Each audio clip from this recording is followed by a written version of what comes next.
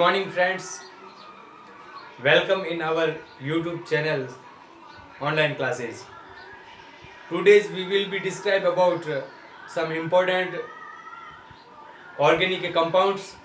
देखिए हमारे दैनिक जीवन में ऐसे कई सारे कार्बनिक यौगिक हैं जो हमारे दैनिक जीवन में काम आने वाले होते हैं। उन कार्बनिक यौगिकों के बारे में हम आज उसके बारे में थोड़ा बहुत नॉलेज जो लेंगे। देखिए सबसे पहले अपन बात करते हैं, एक कार्बनिक यौगिक है जिसका नाम होता है CFC। जी हाँ, CFC। देखिए इसका जो होता है पूरा नाम क्या होता है, तो देखिए इसका पूरा नाम होता है पॉली क्लोरो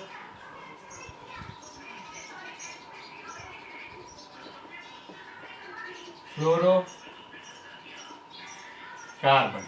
पॉलीक्लोरोफ्लोरोकार्बन इसका पूरा नाम होता है संक्षिप्त में। और ये जो CFC है, ये तीन प्रकार के परमाणुओं से मिलकर के बढ़ती है। तीन प्रकार के इसमें परमाणु भाग लेते हैं और CFC का निर्माण करते हैं। देखिए तीन प्रकार के कौन कौन से हैं, तो देखिए एक C है वो यहाँ पर कार्बन है, और जो दूसरा C है वो यहाँ पर फ्लोरीन है, और जो तीसरा C है वो यहाँ पर क्लोरीन है। और जो तीनों परमाणु जब मिलेंगे तो हमारे निर्माण होगा किसका, CFC का। और इसका उपयोग हम प्रशीतक के रूप में ठंडक उत्पन्न करने के लिए हम AC है, फ्रिज वगैरह जो होते हैं, एयर कंडीशनर, रेफ्रिजरेटर, उनके अंदर इसका यूज किया जाता है। अब हम इसका एक दूसरा नाम होता है फ्रियोन, यानी कि ये जो क्लोरोफ्लोरोकार्बन इसका दूसरा नाम होता है फ्रियोन। तो हम इसके बारे में बात कर रहे हैं, तो हम बात करेंगे फ्रियोन के नामकरण की। फ्रियोन का नामकरण। देखिए दोस्तों, जो फ्रियोन है उन फ्रियोन का जो नामकरण किया जाता है वो नामकरण दो प्रकार से किया जाता है। तो हम दोनों प्रकार से उनका नामकरण वो सीखेंगे। फर्स्ट स्टेप के अंदर क्या किया जाता है कि जो दहाई अंक वाले जो फ्रियोन होते हैं, दहाई अंक वाले फ्रियोन का जो नामकरण किया जाता है वो अलग टाइप से किया जाता है, और दूसरे टाइप में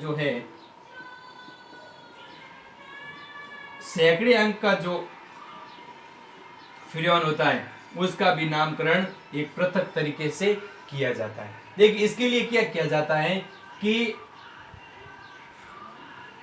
यहां पर दाई वाले अंक की फ्रियोन का नामकरण करने के लिए क्या किया जाएगा कि क्लोरीन ज्ञात करने के लिए हम क्लोरीन बराबर 4 - F सूत्र का प्रयोग करेंगे। यानी कि हमको क्लोरीन ज्ञात करने के लिए 4 में से हम जिसमें उसमें जो अंकों के अंदर जो फ्लोरीन की संख्या होगी उसको हम उसमें से माइनस करेंगे।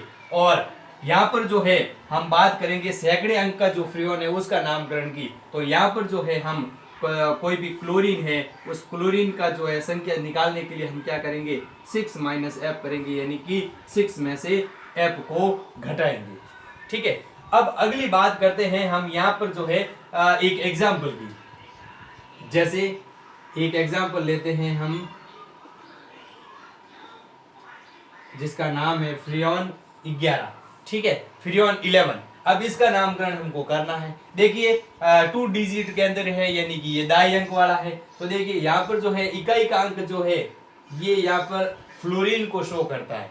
ठीक है, और जो दहाई का अंक वो यहाँ पर कार्बन को शो करता है।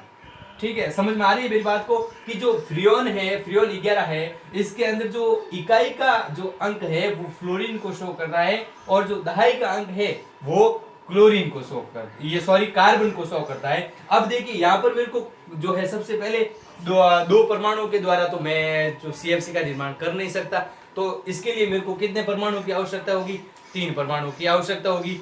तो मैं क्या करूंगा कि मैं यहाँ पर पहले क्लोरीन ज्ञात करूंगा। अब क्लोरीन कैसे ज्ञात होगा, तो देखिए क्लोरीन के लिए जो सूत्र है Cl = 4 - F जो होता है। यहाँ पर मैं फ्रियोन ज्ञात करने के लिए क्या करूंगा, देखिए जो क्लोरीन बराबर 4 माइनस एफ करूंगा, यानी कि यहाँ पर जो है एफ की संख्या कितनी है 1 है, तो देखिए 4 माइनस 3 इजिकल टू कितना बच जाएगा 4 माइनस 1 जो है यहाँ पर मैं माइनस करूंगा 4 में से 1 को, तो पीछे बच जाएगा 3, यानी कि यहाँ पर मेरे पास में क्लोरीन की संख्या कितनी हो गई 3 हो गई। अब मेरे पास में क्लोरीन की संख्या है, फ्लोरीन की संख्या है और कार्बन की संख्या है, तो मैं है जो है इसका सूत्र निर्माण कर सकता हूं। देखिए CFCl।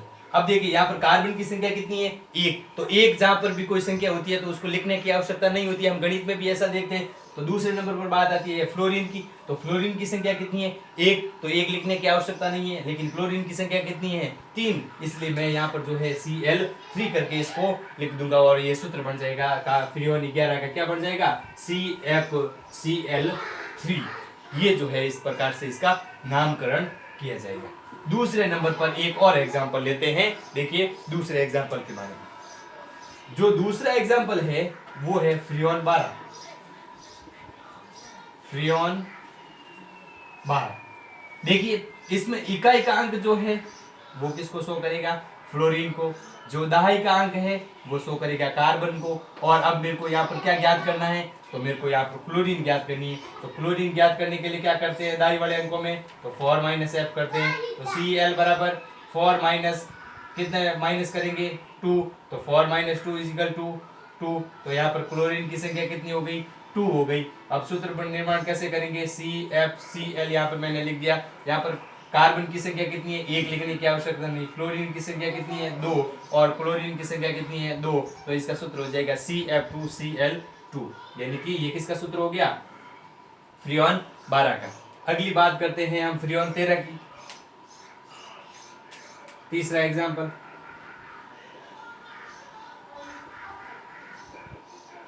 फ्रीऑन 13 की। देखिए यहाँ पर जो इकाई का अंक है वो फ्लोरीन को, दाई का अंक जो है कार्बन को। क्लोरीन बराबर 4 माइनस एफ, 4 में से जो है 3 को निकालेंगे तो पीछे बचेगा 1, यानी कि यहाँ पर जो है क्लोरीन की संख्या कितनी हो गई 1। अब देखिए सूत्र निर्माण करने के लिए क्या करेंगे CFCl को लिखेंगे, तो ये लिखा मैंने CFCl। अब यहाँ पर जो है कार्बन की संख्या कितनी है 1 लिखने की आवश्यकता नहीं, फ्लोरीन की संख्या कितनी है फ्लोरीन की संख्या 3 है, तो यहाँ पर मैंने फ्लोरीन की संख्या 3 लिख दी। और कार्बन की संख्या ये क्लोरीन की संख्या कितनी है 1 है, तो ये यहाँ पर लिखने की आवश्यकता नहीं है, तो सूत्र बन जाएगा CF3Cl। अगला सूत्र देखते हैं। देखिए फ्रीऑन 14 का। फ्रीऑन 14।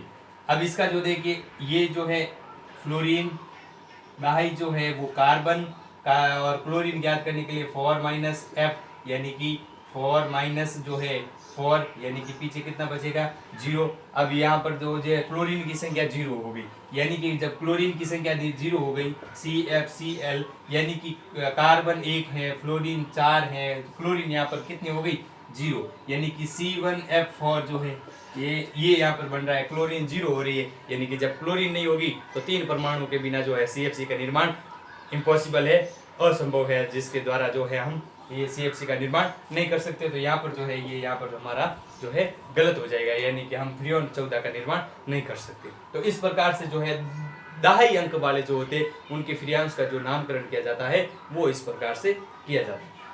अगली बात आती है हमारे सैकड़े अंक वाले फ्रीऑन्स के नामकरण की। देखिए सैकड़े अंक का जो फ्रीऑन होता है उसका नामकरण करने के लिए सबसे पहले ध्यान में रखा जाता है इस सूत्र को।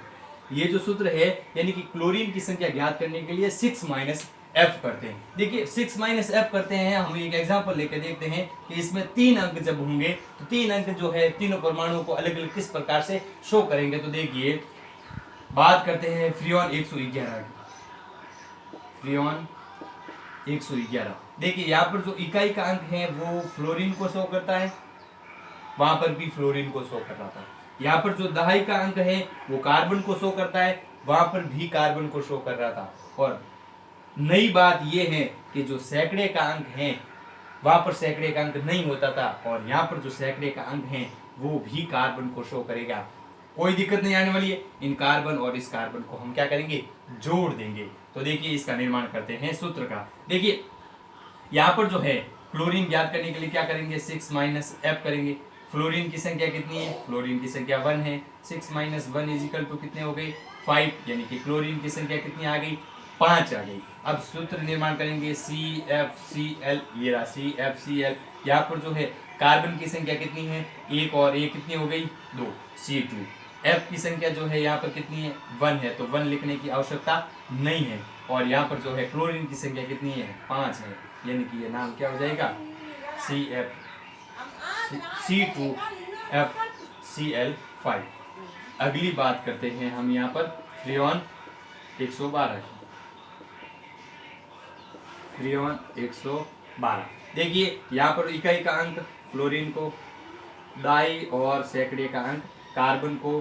क्लोरीन बराबर 6 माइनस एफ, 6 में से जो है 2 जो है माइनस होगा तो पीछे बचेंगे 4, यानी कि क्लोरीन बराबर 4। यहाँ पर जो है सूत्र निर्माण होगा C2F जो है यहाँ पर 2 है और C2F2Cl4, ये निर्माण हो जाएगा फ्रियोन 112 का। अगली बात देखिए और फ्रियोन 113 की। फ्रियोन 113 के अंदर देखिए 3 फ्लोरीन को, ये 1 क्लो कार्बन को और ये 1 कार्बन को। क्लोरीन की संख्या ज्ञात करने के लिए 6 माइनस एफ, 6 में से जो है 3 गए, पीछे बचे 3, यानी कि क्लोरीन की संख्या 3 हो गई। अब देखिए C2F3Cl3, ये हो गया फ्रियोन 113 का। अगली बात करते हैं हम, देखिए जो है जैसे देखते हैं फ्रियोन 115, तो देखिए फ्रियोन 115 का जो है निकालने के लिए ये जो 5 है वो फ्लोरीन, ये 1 क्लो कार्बन, ये भी कार्बन। क्लोरीन ज्ञात करने के लिए 6 माइनस एफ, 6 में से जो है 5 गया, पीछे बचा 1, क्लोरीन की संख्या 1, C2F5Cl, ये बन गया जो है फ्रियोन 115 का। लेकिन जब अगली बात करें फ्रियोन 116 की, तो देखिए फ्रियोन 116 यहाँ पर जो है 6 जो है फ्लोरीन को, 1 कार्बन को, सैकड़े का अंक कार्बन को। यहाँ पर जो है क्लोरीन बराबर 6 माइनस 6 करेंगे तो 0 आ जाएगा, यानी कि क्लोरीन की संख्या कितनी आ जाएगी 0 आ जाएगी। जब क्लोरीन की संख्या 0 आ जाएगी तो हम जो है 3 तत्वों के 3 परमाणु के बिना जो है हम CFC का निर्माण नहीं कर सकते। तो यहाँ पर जो है इस स्थिति में जो है फ्रियोन का जो है निर्माण असंभव होगा। ये था हमारे फ्रियोन का नामकरण। तो हमने 2 प्रकार से फ्रियोन का नामकरण किया। पहला टाइप था क्या, दाई अंक वाले फ्रियोन का नामकरण, और दूसरा टाइप था सैकड़े अंक वाले फ्रियोन का नामकरण। दोनों में हमने एक एक सूत्र काम लिया। क्लोरीन की संख्या ज्ञात करने के लिए इधर जो है 4 माइनस एफ किया था और सैकड़े वाले अंक में जो है 6 माइनस एफ किया था, तब हमको जाके क्या प्राप्त हुई, जो है फ्रियोन प्राप्त हुई।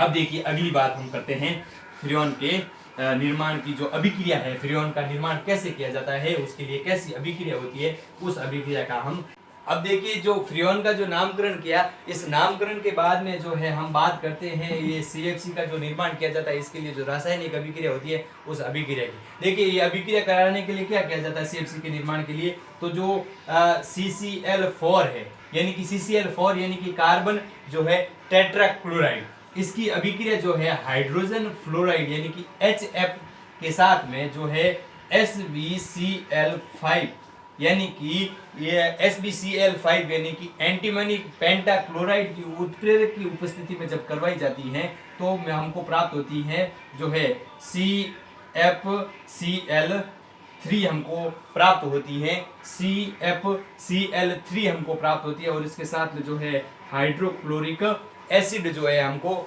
उत्पाद के रूप में हमको सह उत्पाद के रूप में हमको CFC के साथ में प्राप्त होता है। इसका जो नाम है वो होता है जो है ट्राइक्लोरो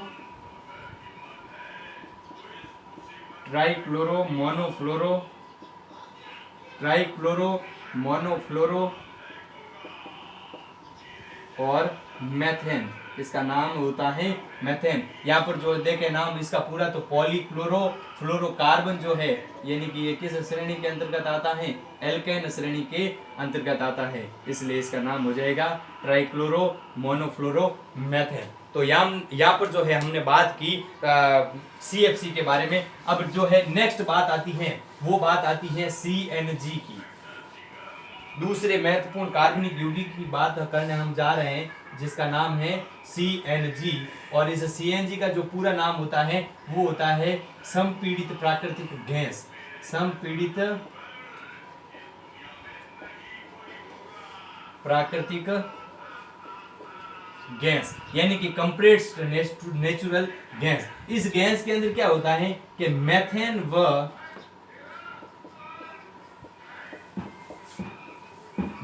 व हाइड्रोकार्बन के यौगिक जो है, हाइड्रोकार्बन के यौगिक जो है इसके अंदर मुख्य घटक होते हैं।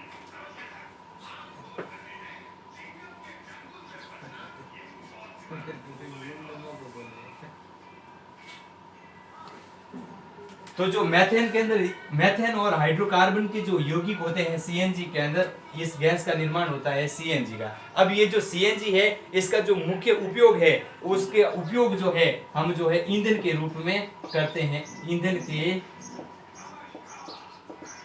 रूप में करते हैं, ईंधन के रूप में इसका उपयोग करते हैं। अब इसकी जो है कार्बन परसेंटेज की मात्रा की बात करें, कार्बन की प्रतिशत की मात्रा जब CNG के अंदर बात करें तो इसकी जो है कम होती है। जब कार्बन की परसेंटेज मात्रा कम है तो जो है कार्बन मोनोऑक्साइड व कार्बन डाइऑक्साइड, ये जो दोनों गैसें हैं वो दोनों गैसें भी जो है कम जो है उत्पन्न होगी। जब ये दोनों गैसें कम उत्पन्न होगी तो हमारा जो प्रदूषण है, पर्यावरण प्रदूषित जो है वो भी क्या होगा, कम होगा। यानी कि पर्यावरण प्रदूषण के लिए कौन सी गैसें उत्तरदायी है, तो कार्बन मोनोऑक्साइड और कार्बन डाइऑक्साइड। जब ये दोनों गैसें ही कम उत्पन्न होगी तो हमारा प्रदूषण भी जो है कम होगा। अब जो देखिए हमने इसकी बात की और इसके उपयोगों की बात की। अब अगली बात आती है कि प्राकृतिक गैस जो है किसे कहते हैं।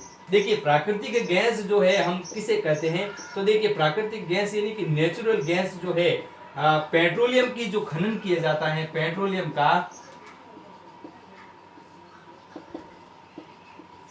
पेट्रोलियम का जब खनन किया जाता है तो पेट्रोलियम के खनन के दौरान जो गहराई में पेट्रोलियम की जो परत होती है, उसके ऊपरी जो परत होती है उस पे जो गैस पाई जाती है उसको कहा जाता है प्राकृतिक गैस, यानी कि उसको नेचुरल गैस के नाम करके टंग किया जाता है। और जब पेट्रोलियम का खनन किया जाता है तब ये भी गैस जो है बाहर आ जाती है। और इसको जो है हम जो है उच्च दाब पर विभिन्न प्रकार के आकारों में जो है विभिन्न प्रकार के बर्तनों में हम जो है इसको उच्च दाब पर हम इसको भर देते हैं और हम जो है बाद में जो है हम ईंधन के रूप में इसको काम में लेते हैं। अब अगली बात आती है कि एक और गैस है जिसका नाम होता है LPG,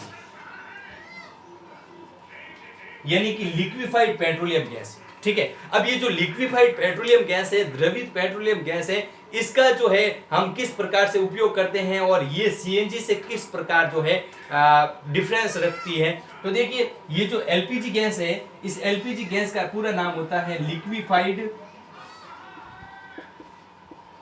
लिक्विफाइड पेट्रोलियम गैस, यानी कि LPG की फुल फॉर्म क्या होती है, लिक्विफाइड पेट्रोलियम गैस। ये कैसे प्राप्त होती है, तो देखिए जब प्राकृतिक गैस हमको प्राप्त हुई, तो प्राकृतिक गैस प्राप्त हुई तो हमको जो है उच्च दाब पर हमने इसको क्या किया, संपीड़न किया। संपीड़न करने के बाद में द्रव में बदल के इस गैस को काम में लिया जाता है, इसलिए इसी गैस को क्या कहा जाता है, LPG कहा जाता है। अगली बात करें तो देखिए जो है LPG जो है वो CNG से किस प्रकार जो है भिन्न है, या फिर जो है CNG जो है सुरक्षित गैस है या फिर LPG सुरक्षित गैस है, इसके लिए हम जो है बात करते हैं। देखिए जो CNG जो है वो गैस हल्की गैस होती है। ठीक है, अब जो CNG गैस हल्की होती है तो जब इसका थोड़ा सा रिसाव होगा तो हमको इसकी स्मेल से जो है हमको पता चल जाएगा। रिसाव जब होगा इसका तो हमको पता चल जाएगा, तो हम जो है इसके लिए जो है विभिन्न प्रकार से कुछ न कुछ उपयोग करके जो है जब वायु में फैलेगी तो हमको कुछ न कुछ इसका पता चल जाएगा और हम जो है इसके लिए जो है कुछ न कुछ प्रावधान कर लेंगे, कुछ न कुछ जो है इसके लिए सावधानी बरत लेंगे। लेकिन जो LPG गैस है वो LPG गैस जो है भारी गैस है, लेकिन जब इसका रिसाव होगा तो जो है ये बाहर नहीं आकर के जो बर्तन के अंदर ही जो है पैंदे के अंदर सतह में जो है दबकर जो है एक जगह पर एकत्रित हो जाती है। और जब एक जगह पर एकत्रित हो जाएगी ज्यादा तो जो है इससे एक बड़ी दुर्घटना की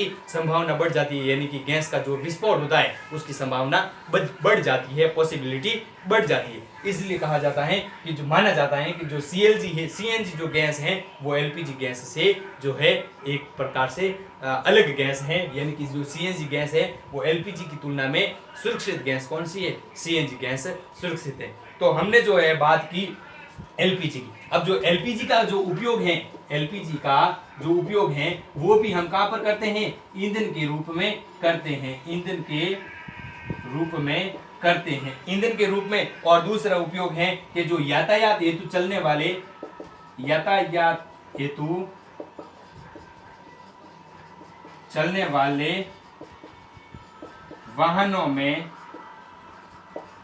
जो हमारे जो गाड़ियां चल रही है उन गाड़ियों के अंदर जो पेट्रोल व डीजल के स्थान पर जो गैस काम में ली जाती है उसको कहा जाता है LPG गैस। यानी कि इस गैस को कहां पर काम में ले सकते हैं, गाड़ियों में हम जो है पेट्रोल और डीजल की जगह जो है इसको काम में ले सकते हैं। लेकिन दिक्कत ये होने वाली है कि जब ये इस गैस का रिसाव होगा तो इस गैस की जो स्मेल हमको पता ही नहीं चलेगी, वायुमंडल में ये फैलेगी नहीं। तो जो है ये जो जिस बर्नर के अंदर, जिस किट के अंदर जो ये समाहित रहेगी उस किट के अंदर एक जगह पर सतह में जाके एकत्रित हो जाएगी। जब एकत्रित हो जाएगी तो गाड़ी के विस्फोट की जो है प्रोबेबिलिटी बढ़ जाएगी और जो है हमको एक नुकसान जो है, जान का नुकसान भी इससे भुगतना पड़ सकता है। इसलिए कहा जाता है कि जो CNG गैस है ये CNG गैस LPG की तुलना में कैसी है, सुरक्षित गैस है। तो हमने जो है विभिन्न प्रकार के कार्बनिक यौगिकों के बारे में बात की।